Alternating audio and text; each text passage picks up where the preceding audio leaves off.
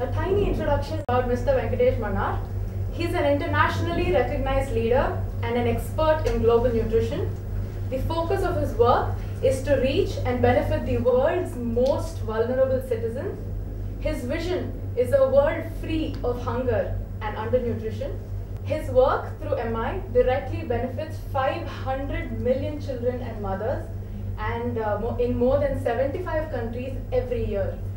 So we're really honored and elated to have you with us here as a part of the IFL series of talks. Thank you. Thank you very much, Sharanya, and I think it's a great pleasure when Sudha suggested that I should come and talk here when I'm in Chennai. It was really a wonderful opportunity. And in fact, I myself got into the field of nutrition by accident because I was trained to be a chemical engineer. I'm from IIT Madras, and then went on to do my postgraduate work in the US. And then I came back to Chennai in the mid-70s to join my father to start a salt manufacturing, or rather to continue his work in the field of salt. There was this idea that since everyone consumes salt, it could act as a vehicle to provide nutrients to people, and the concept came up to add iodine to salt, and then all of you know about iodized salt, and then other nutrients to salt, and that's how I got progressively interested in nutrition. And it reached a point where I felt that this is what a career I would like to pursue. Let me start with different forms of hunger. We always hear of hunger, and when we say someone is really starving, doesn't have enough to eat, and has not had enough food for a long time, they are suffering what we call overt hunger, and obviously that's a very serious problem, starvation, leading to starvation and death. But unfortunately, a large number of people continue to be in that situation where they don't get enough to eat and are on the verge of starvation. There is another larger group of people who also still don't get enough to eat, but they're just marginally deficient. They are managing with one or less than what they would like to eat, and that is called chronic hunger. And you know of a lot of instances we see even in India where people suffer from chronic hunger.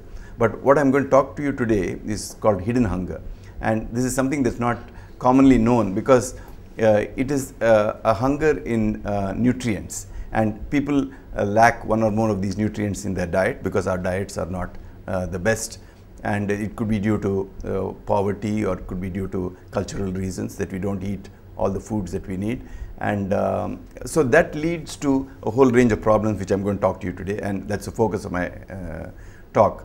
But what I didn't mention today is a much bigger problem that is looming in the West called overnutrition, and overnutrition leading to obesity and a whole range of long-term cardiovascular diseases, cancer, caused by eating too much of fat, too much of salt, sugar, and that is leading to a whole set of problems. And unfortunately, those problems are being transmitted to us here in countries like India. So in India, we're in a situation where on one hand you see a lot of undernutrition, which is what we'll talk about, and overnutrition and obesity, which is coming up, and diabetes type 2, major problem caused by problems of excess intake of sugar and lack of exercise. All of that is coming up even in a country like India, and maybe we are at a point where we should be watchful and make sure that as we eliminate the problem of undernutrition, we don't get into overnutrition. As you know, our food has many vitamins and minerals that we need as part of our diet, and the reason why they're called micronutrients is because we need them in very small quantities, sometimes a few micrograms or milligrams a day, and that's why the term micronutrients. But they're absolutely critical for the maintaining the regulatory functions in the body, and various things like cognition, the way our body is immune to external infection, all that is determined by adequate levels of micronutrients getting into our food and getting into our bloodstream and our muscles and body mass, and they regulate that. And also what happens is in very early years of childhood, especially from the point the baby is born to the first 2 years of life, is a critical window where the child has to get all these nutrients in the right amounts.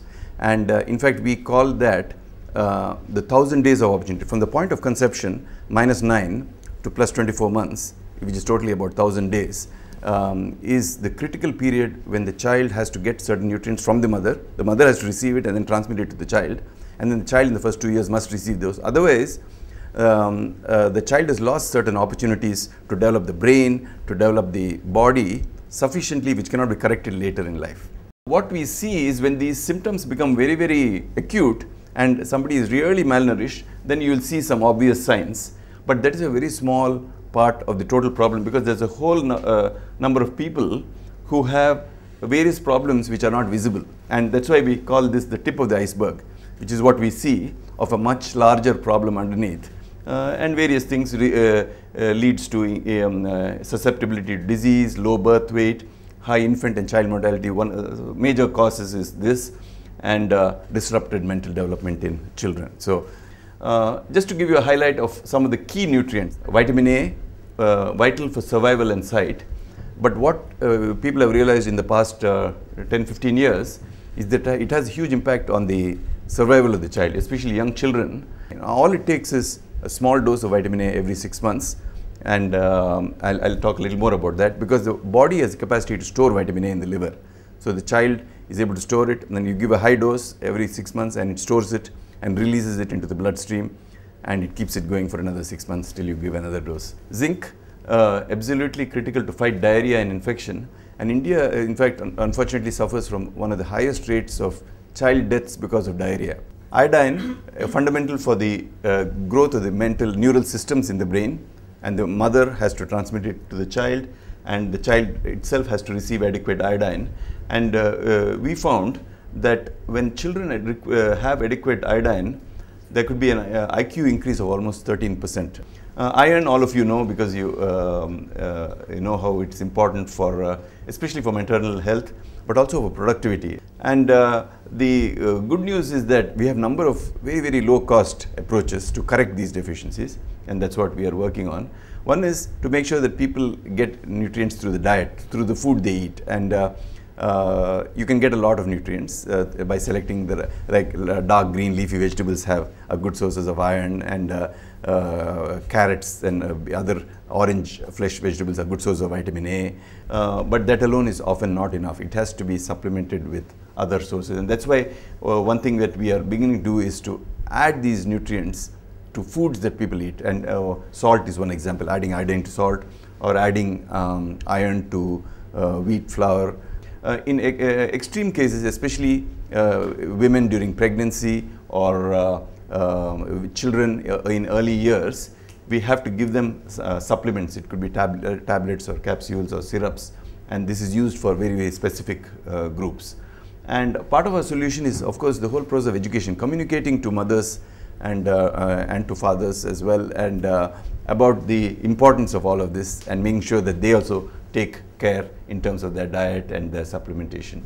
We also trying to see, in cases where we don't find foods, whether we can actually develop tablets or small sachets which can be given to the mother that she can take home and add into the foods that she provides the child. And we're beginning to use one of these. It's called a home fortification supplement that contains all of these nutrients in the doses that the child needs. It's almost like a tablet that has been dispersed into a powder and then mixed into the child's food. And people like Bill Gates, as you know, does a lot of, is totally involved in his foundation and philanthropic organization, and this is what he said about nutrition and micronutrients.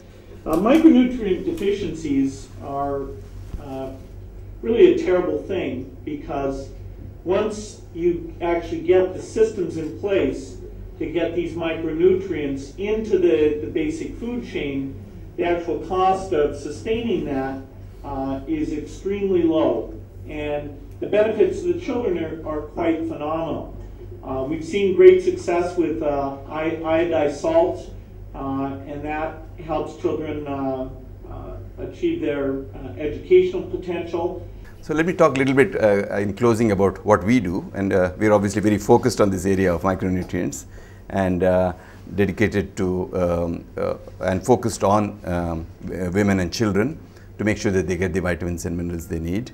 And we work, as Sharanya said, in over nearly 70 countries, all not directly. We are on the ground in about 20 countries, but we work through other UN organizations like UNICEF and World Food Program and others to help countries actually develop and implement these programs so that they reach large numbers of people. Again, just to summarize what I've been saying, these are deficiencies that need to be recognized, and the fact that we need to take action, and we have ready-made solutions that can be implemented very easily if only governments give it the priority and are committed to it. And that's why we focus a lot on advocacy, and because the solutions are very simple. We have to transmit the message to them that it's important, and they have to do it, and they have to do it to reach every woman and child in the country, and we work very closely in that. And as Nicholas Kristof said in his report, he said this could be the bargain of the century, and this is how it sort of spurs us on to feel that we can make a huge difference in several areas of human well-being: child survival, education, poverty alleviation, health, sustained economic growth, reduced population growth, and global stability and prosperity. Thank you very much. Supplements, do they really help? Supplements. What does your body normally produce? No, supplements definitely help, especially if you're deficient, and it helps some age groups more than others, and it helps women, especially iron supplements, benefits women, and folic acid. But definitely supplements taken on a regular basis makes a difference. Even for people who are having good diets, you can try it yourself. Take a multivitamin tablet every day for the next 6 months and see the difference. What about calcium? Calcium is another, we don't work in that area, but it's a huge problem, even among people who have good diets, because we don't absorb calcium very well, and unless we have a supplement with the calcium citrate, that is what we need, because otherwise bone loss and all the problems we're getting now with bone and hip replacements are all caused by poor calcium levels in the body. And at least you can't prevent it, at least you can delay it in life by having better calcium status, and so that's another thing I strongly recommend: calcium and vitamin D. Vitamin D not from the sun, that's not Vitamin sufficient. D is not enough. Unfortunately, we're not getting enough from the sun, and even in a country like India, where we have so much of sunshine, there's a high level of vitamin D deficiency. Yes. One is, of course, mothers tend to keep the children protected and indoors, and they don't expose them enough. And even then, through the sun, we're not getting enough. So supplement definitely helps. I'm a nutritionist, and I do some teaching, and I basically have been working with women and children. I'm associated with the SOS Children's Villages, where many of the things you were mentioning I try to do. And there is a lot of nutrition education that I like to participate in through the Department of Home Science at the Women's Christian College, especially with school children and mothers and children. Many of these messages, like a lot of this stuff that Venkatesh was talking about the importance of iron. In fact, my research work was in examining whether the salt fortified with iron would be effective in pregnancy, because requirements in pregnancy are much higher. And even in Western developed countries, countries which have very good, very high per capita income, pregnant women need iron supplements. In the SOS itself, we have had several programs where we get students to come and teach with very innovative methods, using local Tamil film songs, whichever is the latest current movie, and also some serious charts and stuff, and we get them to give us their feedback. So it has been, I totally agree with you that is where it should start, awareness, and also last thing, the use of local foods that we are normally used to eating, which are inexpensive, because every mother feels unless she gives Kellogg's breakfast cereal or noodles, Maggi noodles to her child, she's really not doing justice to the child. So I always tell them that they're bad foods, in my opinion, but treat once in a way is fine. But regularly eating our idli, dosa, and whatever you're used to, rice, chapati, whichever region you come from, whichever country you come from, whatever is your typical traditional food, nothing can replace that. You can improve it with information and knowledge. Thank you.